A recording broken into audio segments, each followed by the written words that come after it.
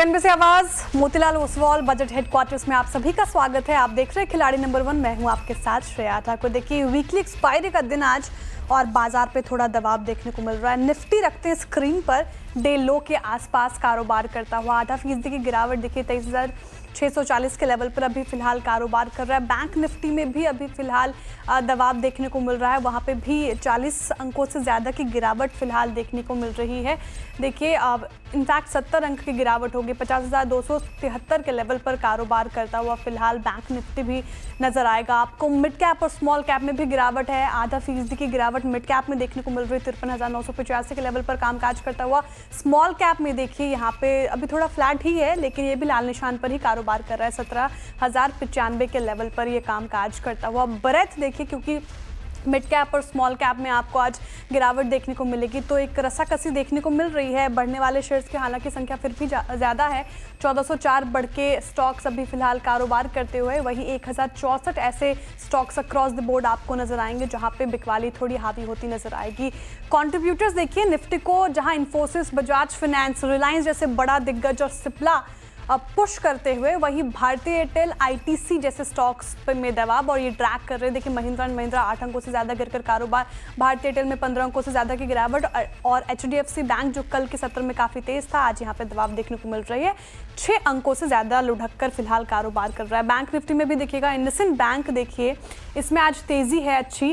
Bank of Baroda, ICIC bank और federal bank कहीं bank Nifty को सपोर्ट करते नजर आ रहे हैं। वहीं HDFC bank, Kotak bank, SBI और एक्सिस से नहीं हो पा रहा, ये ड्रैग कर रहे हैं। कोटक बैंक में 24 अंकों से ज़्यादा की गिरावट, एसबीआई और एक्सिस बैंक भी इस लिस्ट में शामिल है। तो फिलहाल ये मूड माहौल है बाजार का। एक वीकली एक्सपायरी के दिन क्लोजिंग बेल्स पे नजर रहेगी, क्या टिपिकल मूव देखने को मिलता है जैसा कि वीकली एक्सपायरी के दिन हमें देखने को मिलता है। यहाँ से क्या एक पुल बैक नजर आएगा बाजार में, ये सब सवाल हम करेंगे हमारे जानकारों के साथ। हमारे जानकार हमारे साथ जुड़े हुए अरुण कुमार मंत्री जी, कपिल जी और ओम जी खिलाड़ी नंबर 1 में। स्वागत है आप तीनों का ही और वेरी गुड मॉर्निंग सर आप सभी को। अरुण जी आप बताइए, जिस तरीके से वीकली एक्सपायरी के दिन बाजार में दबाव देखने को मिल रहा है, कैसे रीड कर रहे हैं आप मार्केट को, क्या रणनीति ट्रेडर्स और इन्वेस्टर्स अपनाएं आज के सत्र में? Good morning Shreya ji and good morning सभी पैनलिस्ट को। देखिए दो चीजें हैं, कल आरबीआई मॉनेटरी पॉलिसी आनी है, आज एक्सपायरी है, तो थोड़ा कंसोलिडेशन है मार्केट में, पर मुझे लग रहा है ओवरऑल साइडवेज रहना चाहिए। कोई बड़ा ट्रिगर आज के लिए नहीं है, तो इसी के आसपास जो भी लेवल चल रहा है 23,650, 23,700, मुझे लग रहा है 23,600, 23,700 के बीच में एक्सपायरी होनी चाहिए। काफी टाइट रेंज में ऑप्शंस नजर आ रहे हैं। और जहां तक बैंक निफ्टी की बात है, 50,000 से 50,100 एक स्ट्रॉन्ग सपोर्ट जोन है। अगर दोनों इंडाइसेस में पिक करना है तो मुझे लग रहा है बैंक निफ्टी एक बेटर पिक रहेगा। अगर 50,280 के आसपास चल रहा है, 100-120 पॉइंट अगर यहाँ से नीचे मिलता है तो एक्सीलेंट बाइंग अपॉर्चुनिटी रहेगी। 50,000 का स्टॉप लॉस लगा के बाई करें। मुझे लग रहा है 50,400, 50,450 वहां तक बैंक निफ्टी जाना चाहिए। तो दोनों इंडेक्सेस कंसोलिडेशन में रह सकते हैं, पर बैंक निफ्टी एक बेटर प्लेस है, उसमें डिप आता है तो बाई करके चल सकते हैं। दोनों इंडाइसेस अभी फिलहाल कंसोलिडेशन में रह सकते हैं, लेकिन बैंक निफ्टी का चार्ट स्ट्रांग नजर आ रहा है अरुण जी को, और यहाँ पे 50,000 का स्टॉप लॉस लेकर आप फिलहाल ट्रेड कर सकते हैं बैंक निफ्टी में। कपिल जी आप बताइए कैसे रीड कर रहे हैं आप मार्केट को? देखिए मिड कैप और स्मॉल कैप में आज खासा दबाव देखने को मिल रहा है कल के आउट परफॉर्मेंस के बाद, क्या लग रहा है क्या करना चाहिए?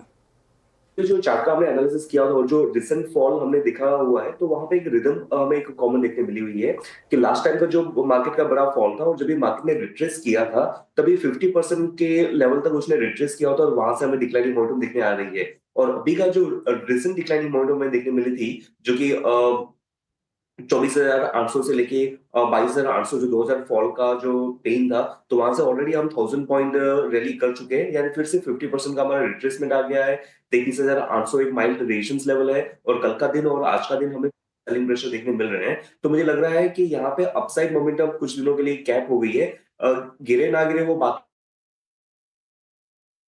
तकनीकी दिक्कत कपिल जी के ऑडियो में फिलहाल आ रही है, आपके पास वापस आएंगे कपिल जी और बात करेंगे और डिटेल में।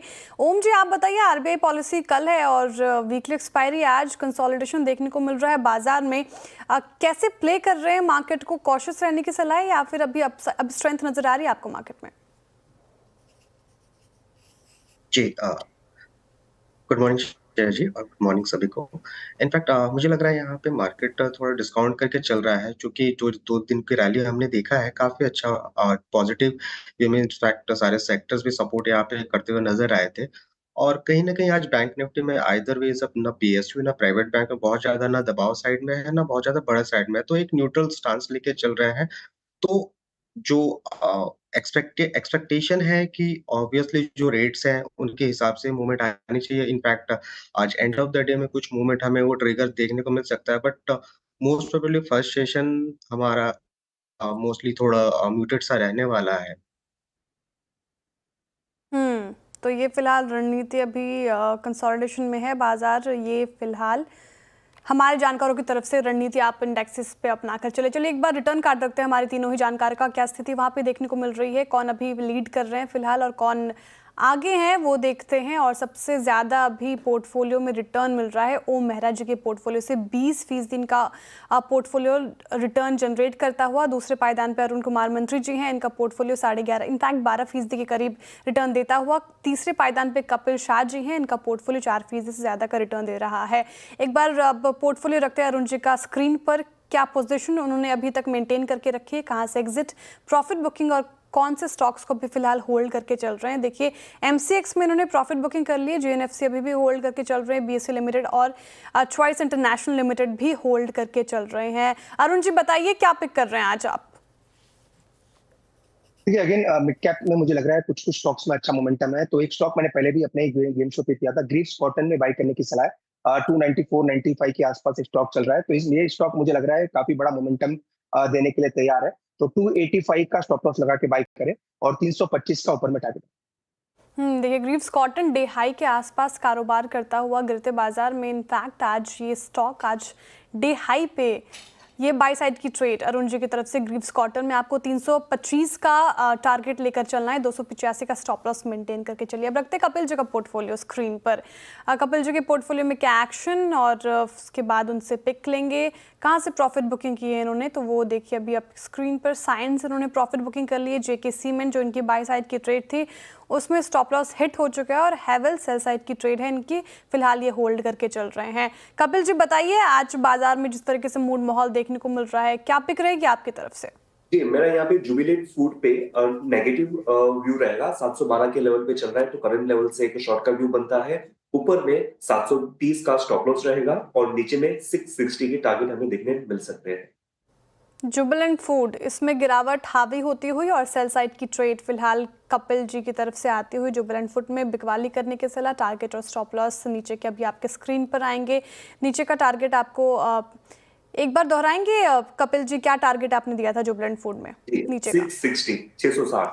660 का नीचे का टारगेट आपको मेंटेन करके चलना है। साथ ही स्टॉप लॉस देखिए तो 730 का लगाकर चलना है फिलहाल जुबिलेंट फूड सेल साइड की ट्रेड कपिल जी से। अब रखते पोर्टफोलियो ओम जी का स्क्रीन पर और क्या एक्शन इनके पोर्टफोलियो में फिलहाल देखने को मिल रहा है, कहाँ से उन्होंने एग्जिट किया है, प्रॉफिट बुकिंग की स्थिति। तो देखिए बायोकॉन और कैम्स इन दोनों ही स्टॉक में इन्होंने प्रॉफिट बुकिंग कर ली है। सीजी पार और ग्रेविटा को अभी फिलहाल होल्ड करके चल रहे हैं। ओम मेहरा जी क्या पिक कर रहे हैं आज के सत्र में? जी, आज का सेक्टर जो फार्मा सेक्टर काफ़ी अच्छा यहाँ पे एक परफ़ॉर्म करता हुआ दिखाई दे रहा है और इनफैक्ट काफ़ी दिनों से अंडर परफ़ॉर्म करता हुआ एक जो टोरेंट फार्मा था, आज मेरा वो थोड़ा कॉन्ट्रा पिक रहेगा। ऑब्वियसली करंट भाव यहाँ पे 3191 है, इसका करंट लेवल से बाय करना है। स्टॉप लॉस हम रख सकते हैं इसका 3110 और टारगेट रहेगा 3350। टोरेंट फार्मा फिलहाल ये बाई करने की सलाह यहाँ पे और टारगेट की बात करें तो 3350 का टारगेट लेकर चलना है। स्टॉप लॉस देखिए 3110 का स्टॉप लॉस लगाकर फिलहाल टोरेंट फार्मा में बाई कर सकते हैं। फार्मा ही पूरे पैक में आज तेजी देखने को मिल रही है, कल भी इनफैक्ट तेजी ही थी। आप बताइए लगे हाथ ओम जी कोई और स्टॉक सुझा दीजिए। जी, मेरे स्लॉट अभी खाली नहीं है, तो इनफैक्ट मेरे 3 पुल है, एक अगर बुकिंग आती है तो मैं दूसरा स्टॉक रिकमेंड करूंगा। ठीक है देखिए माय बैड मेरी तरफ से। कपिल जी के पास सब स्कोप है। कपिल जी आप बताइए आप क्या दूसरा स्टॉक सुझा रहे हैं आज के सत्र में? अपॉर्चुनिटी के लिए और सेकंड हाफ में वेट करूंगा। ठीक है, कपिल जी की तरफ से थोड़ा सा इंतजार, सेकंड हाफ में वो वेट करना चाह रहे हैं। जिस तरीके से कंसोलिडेशन देखने को मिल रहा है बाजार में, नेक्स्ट हाफ में क्या मूव रहती है उस पर सबकी नजर रहेगी। चलिए वक्त हो चुका है एक छोटे से ब्रेक का, ब्रेक के बाद फिर हाजिर होते हैं। आप देखते रहिए सीएनबीसी आवाज़।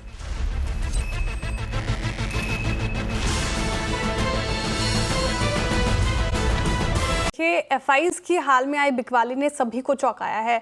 सब यही जानना चाहते हैं कि आखिर वो इतना बेच क्यों रहे हैं। ये सवाल सबके पास है, लेकिन इसका जवाब एडलवाइस के प्रेसिडेंट अजय शर्मा के पास है। उन्होंने हमसे एक बेहद दिलचस्प इंटरव्यू में कहा है कि रुपए की कमजोरी और कैपिटल गेन टैक्स की वजह से एफआईज को उतने रिटर्न नहीं मिल रहे हैं। एडलवाइस के प्रेसिडेंट अजय शर्मा से एक्सक्लूसिव बातचीत की सीएनबीसी आवाज के मैनेजिंग एडिटर अनुज सिंघल ने क्या कहा, आप भी सुनिए। ये कंपैरिजन है निफ्टी और एसएनपी का, दुनिया का सबसे बड़ा बाजार और हमारा बाजार लास्ट 20 साल डॉलर रिटर्न, क्योंकि जो एफआई पैसा डाल रहा है ना डॉलर में डाल रहा है, डॉलर में लेके जाएगा। एसएनपी की है जी। अब लाल वाली लाइन एसएनपी की है, सफेद लाइन निफ्टी की है। एकदम बराबर रिटर्न है। निफ्टी ने किया है 10.74, हमने किया है 10 और एसएनपी ने किया है 10.63।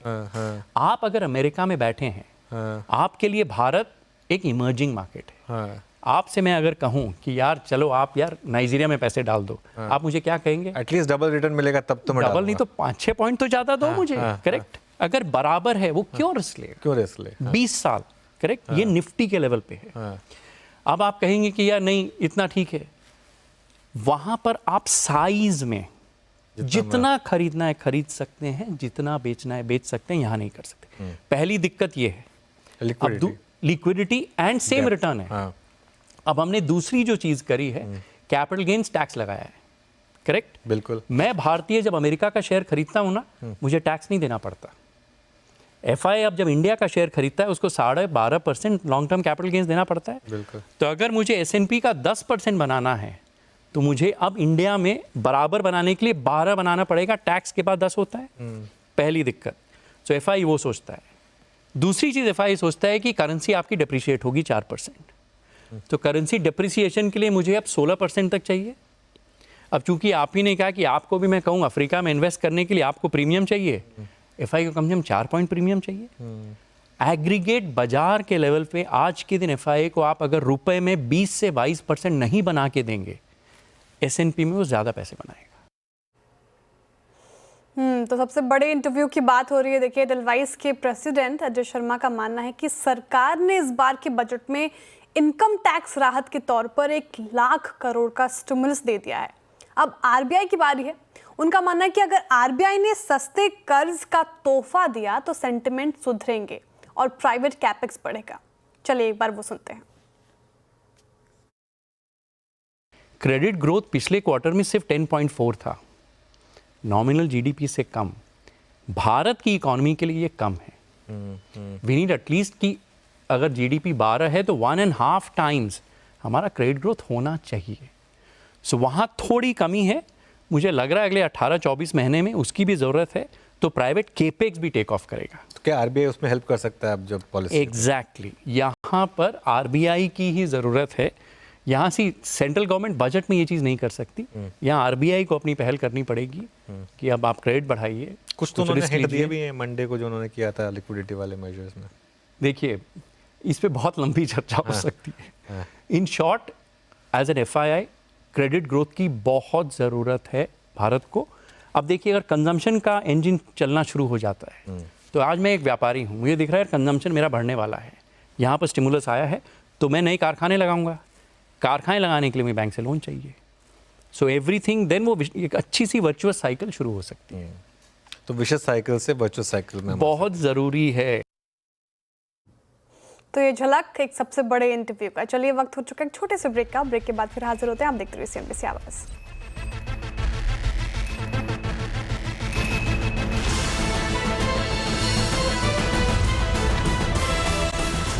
अब वक्त हो चुका है शो के आखिरी सेगमेंट की तरफ मुड़ने का और फटाफट से नजर डालते हैं हमारे पोर्टफोलियो, हमारे खिलाड़ियों के पोर्टफोलियो पे। शुरुआत करते हैं रुंजी के पोर्टफोलियो के साथ। इन्होंने तीनों बाई साइड की ट्रेड सुझाई। बीएससी लिमिटेड बाई साइड की trade, choice international buy side और ग्रीव्स कॉटन भी। टारगेट देखिए बीएससी में आपको 6050 का लगाकर चलना है, वही स्टॉप लॉस 5560 का मेंटेन करके चले। चॉइस इंटरनेशनल में टारगेट 590, स्टॉप लॉस 514 का रखे। ग्रीव्स कॉटन में टारगेट रहेगा 325 का, स्टॉप लॉस 285 का रखे। क्या स्थिति यहाँ पे मंदी या तेजी देखने को मिल रही है? तो देखिए दो स्टॉक्स अच्छा परफॉर्म कर रहे हैं। ग्रीव्स कॉटन में 2.25% की तेजी यहाँ पे, चॉइस इंटरनेशनल लगभग 1% तेज होकर कारोबार कर रहा है। वहीं बीएससी थोड़ा नेगेटिव रिटर्न दे रहा है, 1% से ज़्यादा गिरकर कारोबार कर रहा है। कपिल शाह ने हेवल्स और जुबिलेंट फूड दो सेल साइड की ट्रेड सुझाई। टारगेट प्राइस रखिए 1585, हेवल्स में नीचे का स्टॉप लॉस 1655 का लगाकर चलना है। जुबिलेंट फूड में 660 रुपये का टारगेट, स्टॉप लॉस देखिए 730 लगाकर चलना है। क्या स्थिति यहाँ पे देखने को मिल रही है? तो दोनों ही अभी फिलहाल पॉजिटिव रिटर्न देते हुए नजर आ रहे हैं। अब ओम जी का पोर्टफोलियो रखते हैं स्क्रीन पर। इनकी क्या स्टॉक्स थे इनकी तरफ से? ग्रेविटा, सीजी पावर और टोरेंट पावर तीनों ही बाय साइड की ट्रेड। ओम मेहरा जी ने टारगेट प्राइस ग्रेविटा का रखा है 2360 का, स्टॉप लॉस 1990 का। सीजी पावर में टारगेट प्राइस 685, स्टॉप लॉस 605 का। वही टोरेंट पावर में 3350 का टारगेट रखे, स्टॉप लॉस 3110 का लगाकर फिलहाल चले। क्या स्थिति यहाँ पे? तो ग्रेविटा अच्छा रिटर्न दे रहा है, पॉजिटिव रिटर्न। वहीं सीजी पावर और टोरेंट पावर में थोड़ा दबाव देखने को मिल रहा है। टोरेंट पावर फ्लैट ही कारोबार कर रहा है, सीजी पावर 0.21% गिरकर फिलहाल कारोबार करता हुआ। क्या स्थिति यहाँ पे देखिए, मुनाफा का मीटर क्या कहता है? तो ओम मेरा फिलहाल अभी लीड कर रहे हैं और इनका पोर्टफोलियो 20% का से ज़्यादा का रिटर्न दे रहा है। और अरुण जी दूसरे पायदान पे, इनका पोर्टफोलियो 12.5% से ज़्यादा का रिटर्न देता हुआ। तीसरे पायदान पे कपिल शाह जी हैं, इनका पोर्टफोलियो 5.25% के करीब रिटर्न देता हुआ। तो ये स्थिति फिलहाल हमारे तीनों ही पोर्टफोलियो, तीनों जानकारों के पोर्टफोलियो में। और कोई भी अपडेट इनकी तरफ से हम लेकर आएंगे मिड कैप मंत्रा में। आप सभी का शुक्रिया हमारे साथ बने रहने के लिए। एक और लास्ट ट्रेडिंग सेशन कल का बाकी है, देखने वाली बात होगी कि खिलाड़ी नंबर 1 के विजेता कौन रहते हैं। चलिए अब वक्त हो चुका है ग्रोथ कोड का। ग्रोथ कोड जो ग्रो और सीएनबीसी आवाज़ के एक खास पहल है, जिसके जरिए हम आपको मार्केट से जुड़ी बारीकियों और ट्रेडिंग स्ट्रैटेजीज के बारे में बताते हैं, जिससे आप निवेश से जुड़े सही फैसले ले सके। इस हफ्ते सीएनबीसी आवाज़ के यतिन मोता ने क्वांटिफाई कैपिटल के को फाउंडर और ट्रेडर सौरभ सिसोदिया से बात की है और जाना कि स्पेकुलेटिव ट्रेडिंग पर सेबी के नए नियमों का क्या असर पड़ेगा। सुनिए।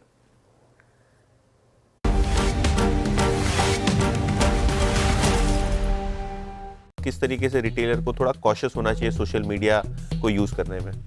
बिल्कुल, इनफैक्ट एक स्टडी आई थी जिसमें ये कहा गया था कि ड्यू टू सोशल मीडिया जो रिटेलर्स है मार्केट में ज़्यादा रिस्क लेने लग गए, बिकॉज उनको इतने इंसाइट्स आते हैं, कोई इन्फ्लुएंसर कुछ बोल रहा है, दूसरा कुछ और बता रहा है। एंड एक इंसिडेंट हुआ था यूएस में, गेम स्टॉप करके एक स्टॉक था जो रेडिट पे इतनी उसकी चर्चा होने लगी कि रिटेलर्स ने मिलके उस पूरे स्टॉक को इतना तेज़ी से चलाया कि हेज फंड, जो बड़े हेज फंड थे, उनको काफ़ी बिलियंस ऑफ डॉलर्स का नुकसान हो गया। तो that is the power of retail and social media. तो सिर्फ यही कहना चाहूँगा कि अगर सोशल मीडिया पे जो रिटेलर्स पढ़ के कुछ भी ट्रेड ले रहे हैं, अपना बेसिकली ड्यू डिलिजेंस कीजिए। कोई भी अगर आपको स्टॉक के बारे में रिकमेंडेशन दे रहा है उससे दूर रहिए। सोशल मीडिया पे just try to gather knowledge कि अच्छा कोई कुछ सिखा रहा है तो वो सीखने की कोशिश कीजिए, बट स्टॉक स्पेसिफिक कोई भी रिकमेंडेशन सोशल मीडिया पे चाहे कोई भी कितना भी अच्छा, उसको फॉलो मत कीजिए।